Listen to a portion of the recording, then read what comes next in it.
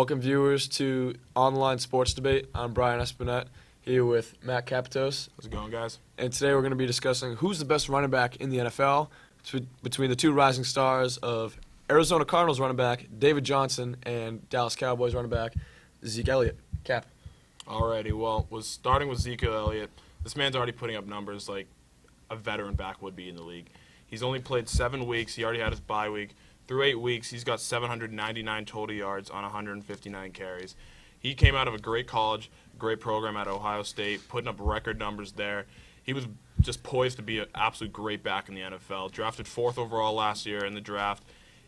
His preseason, he didn't really do too much. He didn't get a lot of playing time, so people were definitely a little iffy seeing what he could do. And he's put up numbers that are better than people have been expecting, and he's looking great throughout the year so far. I agree Zeke is an outstanding running back, but I'm going to have to give the edge to David Johnson. David Johnson, he's so explosive in the run and pass game, more so than Zeke. David Johnson actually has 35 receptions to Zeke's 17, I believe. 15. 15. Thank you. Anyways, David Johnson's much more dynamic. I'm not saying Ezekiel isn't, but he's more so used in the pass game than Zeke. Also, David Johnson was selected in the 3rd round with the 64th overall pick, and Zeke he's 4th, correct? Yes, 4th to the The Dallas 4th Cowboys. overall pick in the 2016 NFL Draft. So David Johnson's kind of been overlooked for most of his football career. He didn't go to a big-time Ohio State. He went to Northern Iowa. He was never really a huge recruit coming out of college. So he's taken this league by storm, and he has the most yards from scrimmage in the entire NFL with a 1,012 to Zeke's 949. So I understand that there's no bye week, but also you got to look at the offensive line. That Dallas Cowboys offensive line is probably going to go down as one of the best offensive lines in NFL history. And this year, Carson Palmer is 3rd in QB hits. So that offensive line right now in Arizona is in shambles.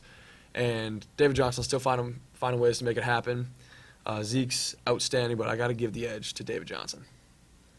See, I mean, the offensive line, great point. You know, Zeke's got a great offensive line blocking for him, so he's going to have the holes, he's going to have the time, he's going to have the patience to find the holes and get downfield. But in the NFL, every offensive line is still going to be pretty good. You have better and you have worse, but they're NFL players and they should be able to block. That's their job. A running back doing the job behind them that's when you find the elite ones. Both of these players clearly are elite throughout this league, but like you said, Zeke already having a bye week and having more rushing yards than David Johnson. Not as much in the passing game. He's only got 15 receptions for 150 yards, but they're both good-sized backs. Zeke is 6 feet, 225.